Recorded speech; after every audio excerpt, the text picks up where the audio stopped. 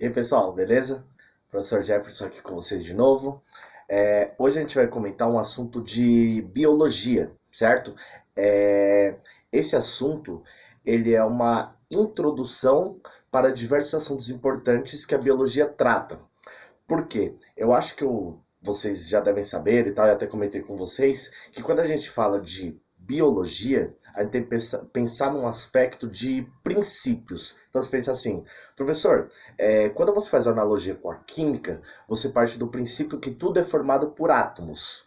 E daí surgem as outras informações sobre assuntos relacionados à química, mas parte do princípio sempre da formação das coisas, da origem. E essa origem é sempre baseada em átomos. A gente sabe que a química estuda as transformações da matéria, sendo que a matéria é tudo que possui massa e volume, né?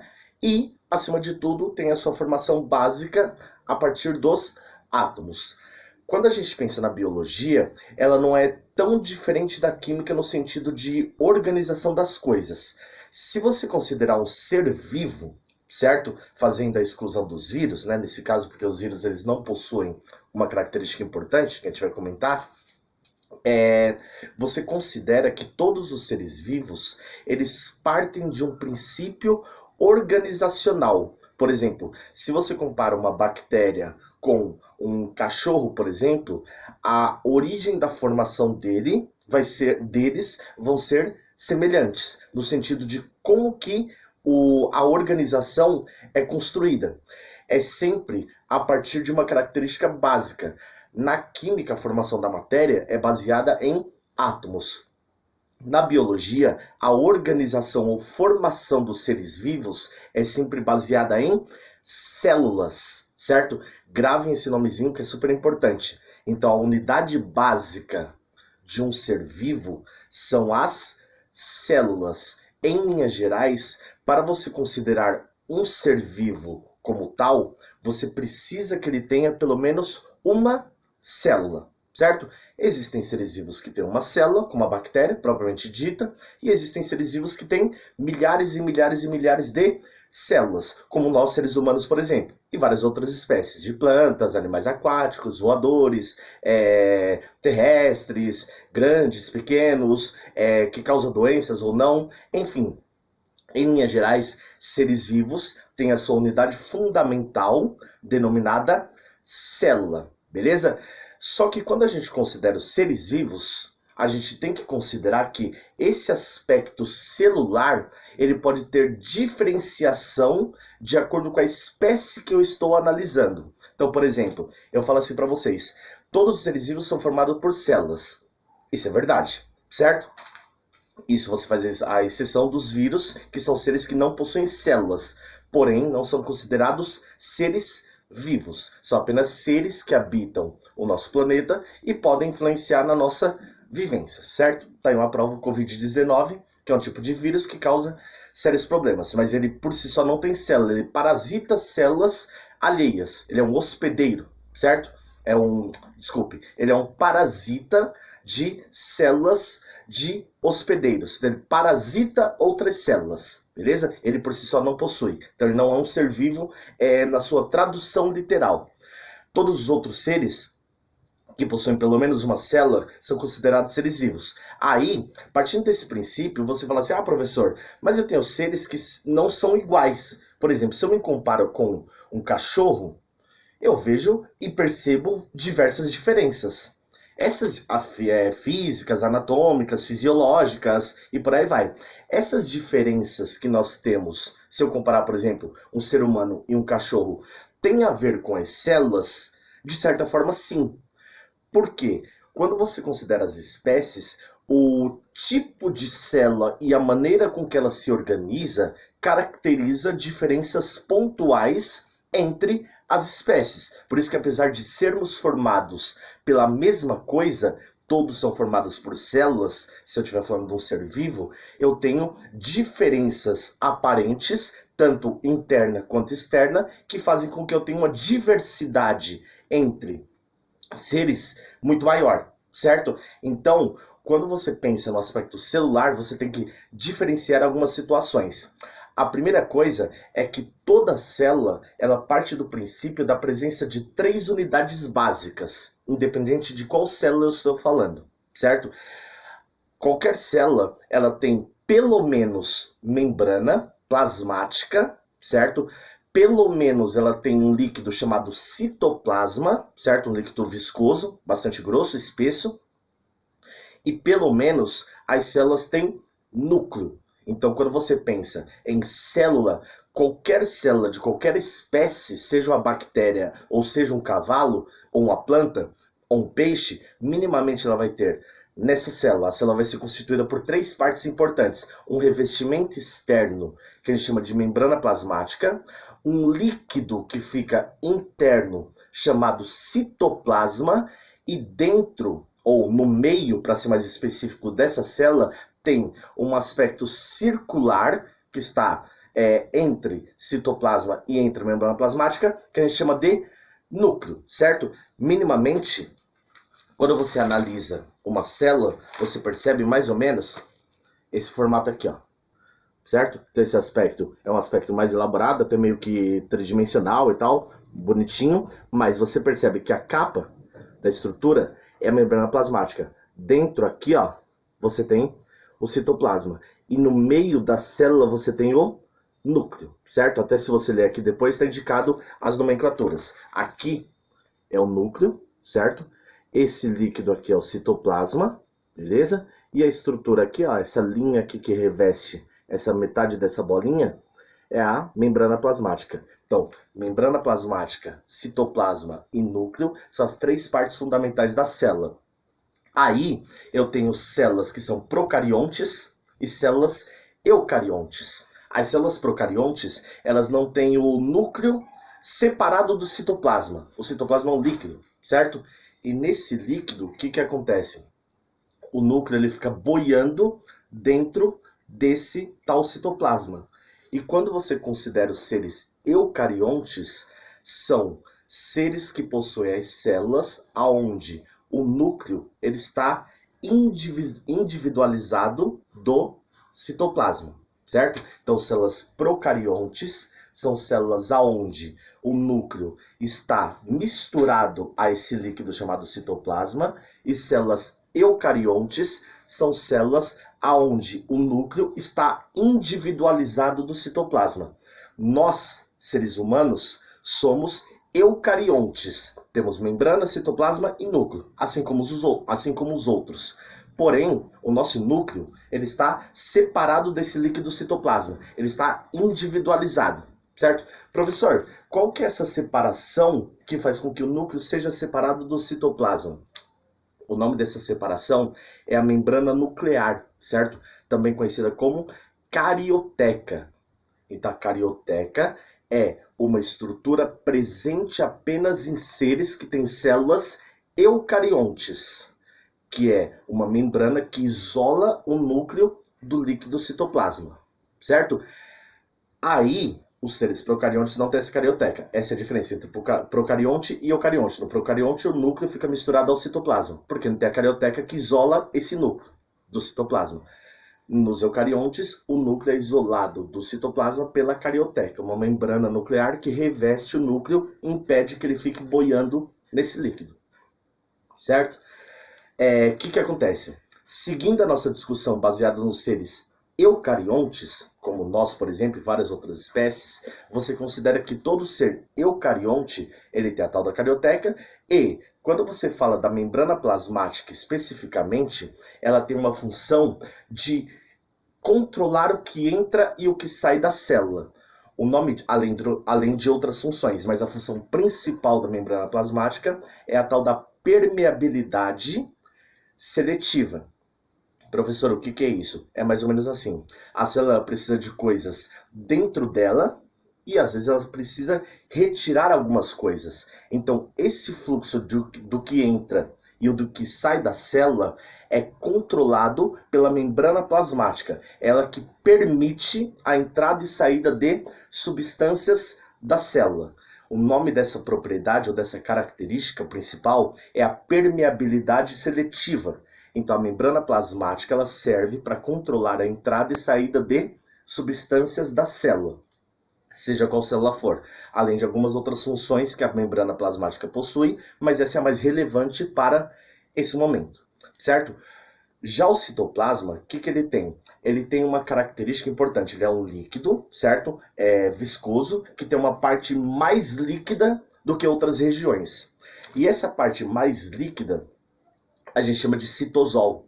Nesse citosol, existem várias organelas que têm diversas funções relevantes para a célula. Então, no próximo episódio, digamos assim, ou capítulo, veremos que o citoplasma ele tem uma função super relevante para funções celulares diversas. Quais são essas características importantes? Quais são essas? Qual é essa importância? A presença de organelas que contribuem para o funcionamento celular. Diversas funções só são realizadas dentro da célula, né, e fora também, de acordo com organelas presentes dentro do citoplasma. Então, boiando lá naquele líquido que é o citosol, ficam organelas. Essas organelas citoplasmáticas desempenham as mais diversas funções celulares, certo? Mas cada uma delas veremos mais para frente, certo? Então, células eucariontes têm várias organelas citoplasmáticas dentro desse tal líquido chamado citoplasma, mais especificamente o citosol. Citoplasma é o conjunto, né? Citosol mais as organelas, beleza? Então, ó, membrana plasmática, controle de entrada e saída de substâncias da célula, permeabilidade seletiva. O citoplasma tem organelas que desempenham inúmeras funções que são úteis e super importantes para a manutenção da vida e da atividade celular. E o núcleo, ele contém dentro dele uma molécula super importante para as mais variadas funções de qualquer espécie, certo? Que é diferente das funções do citoplasma. As funções das moléculas das organelas do citoplasma, ela é mais funções de realização de atividades metabólicas dentro da célula. É alguma coisa para tentar gerar energia de alguma forma, sempre está relacionado.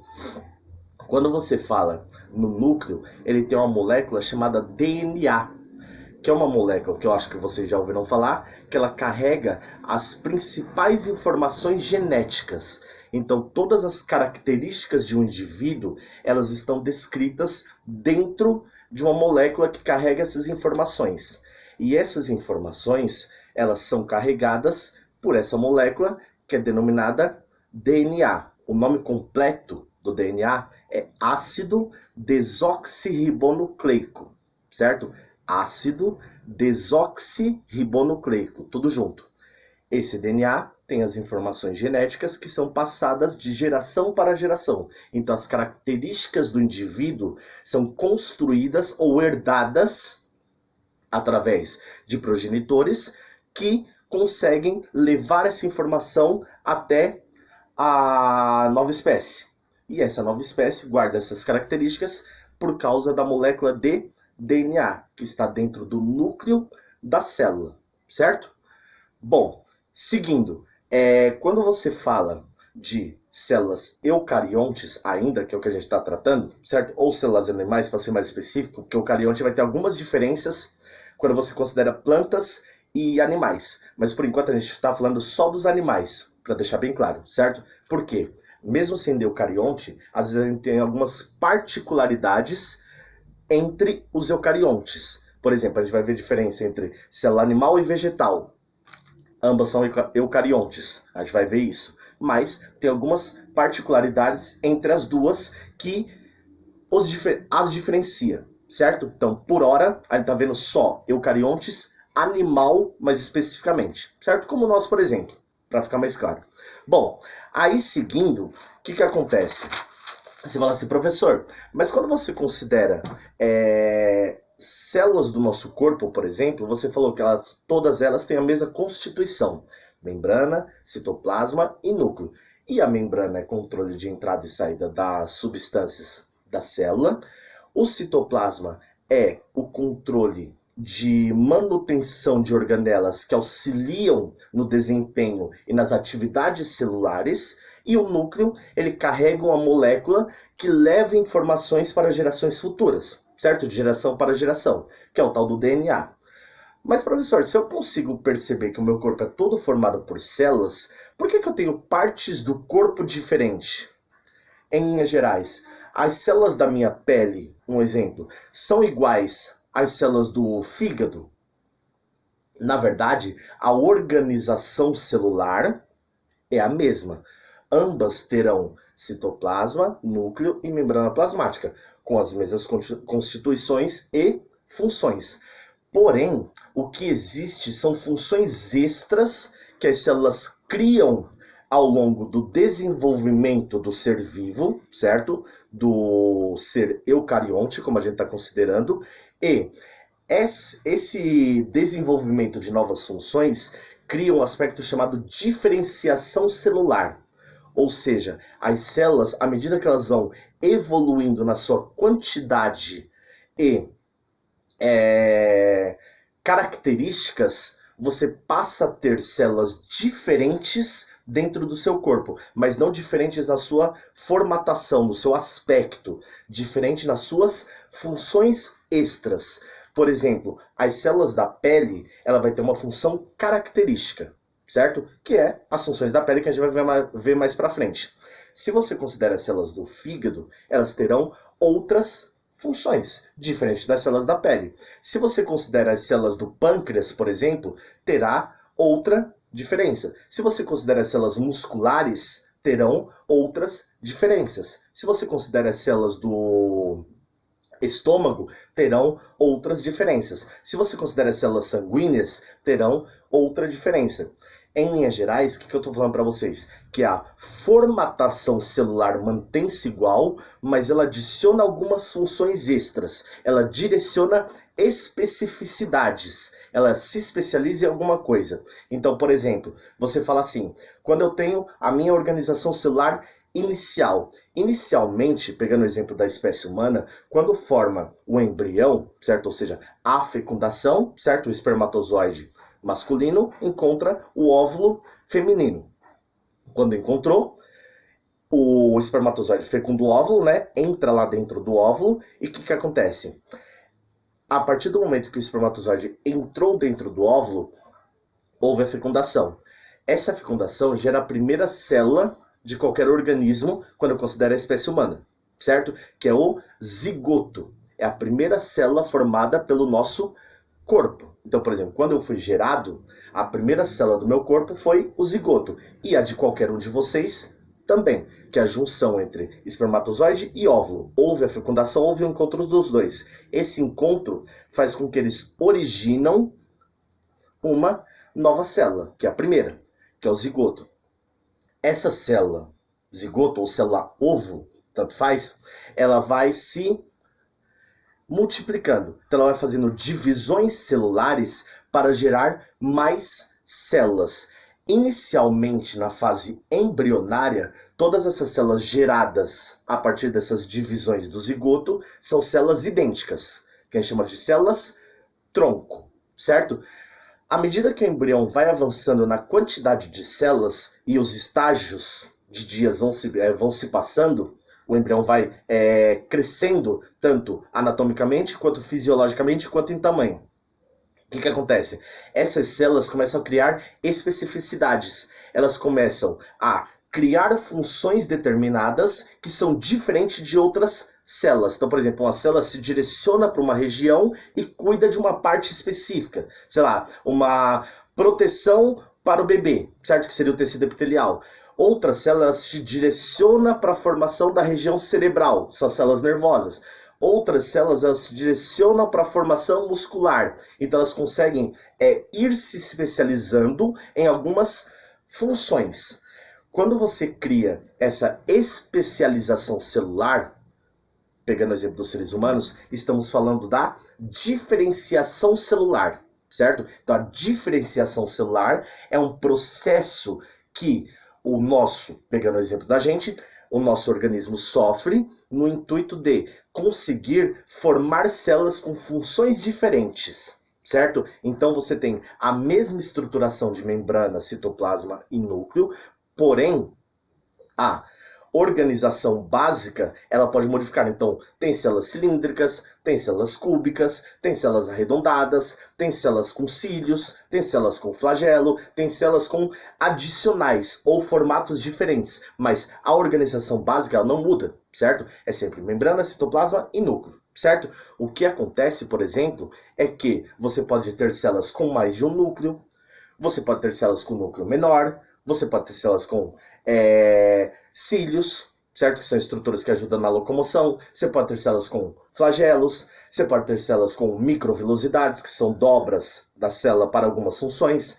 Enfim, você pode ter adicionais que caracterizam de acordo com a função que a célula irá desempenhar no corpo. Porém, a estrutura básica, volta a repetir, parece redundância, mas é importante, ela não se altera. Membrana, citoplasma e núcleo se mantêm em qualquer célula, certo? Se eu considerar um corpo de um indivíduo. As características adicionais, elas podem se modificar entre as células. E até acontece, dependendo da função. Mas o princípio da diferenciação é o que? A célula adicionar algumas estruturas ou mudar o formato de acordo com a necessidade, certo? Mas manter a sua organização principal, que são as 3 partes que eu comentei com vocês, com as coisas que dentro dela fazem diferença, certo? Então, inicialmente você tem na parte embrionária as células-tronco, que são todas idênticas, e elas passam, à medida que a quantidade aumenta, a se modificar, certo? Diferenciação celular. Bom, desse assunto é mais ou menos isso, certo? Então você pensa na organização da célula em citoplasma, núcleo e membrana. Pensa que eu tenho procariontes e eucariontes, certo? Pensa que nós, animais, somos eucariontes, beleza? E pensa que entre os eucariontes existe diferença também. Por exemplo, quando a gente vê células, na verdade já vimos um pouquinho, mas quando a gente detalhar células vegetais e animais, veremos que há diferença. E ambos são eucariontes. Então, ser eucarionte é você ter carioteca. Você ter o citoplasma e o núcleo separados um do outro. Essa carioteca é uma membrana no núcleo que individualiza esse do citoplasma, não deixa ele boiando lá dentro. Coisa que os procariontes não têm. Mas entre os eucariontes você tem algumas particularidades. Por exemplo, entre animais e vegetais tem diferenças. E ambos são eucariontes, certo? Então, hoje a gente viu os animais. Então, a célula animal ela é constituída dessa maneira, realiza essas funções e tem essas coisas presentes nela. Beleza? Valeu mais uma vez. Qualquer dúvida, me chame. Se precisar de alguma coisa, estou sempre por aqui. Um abraço. Valeu. Beijo.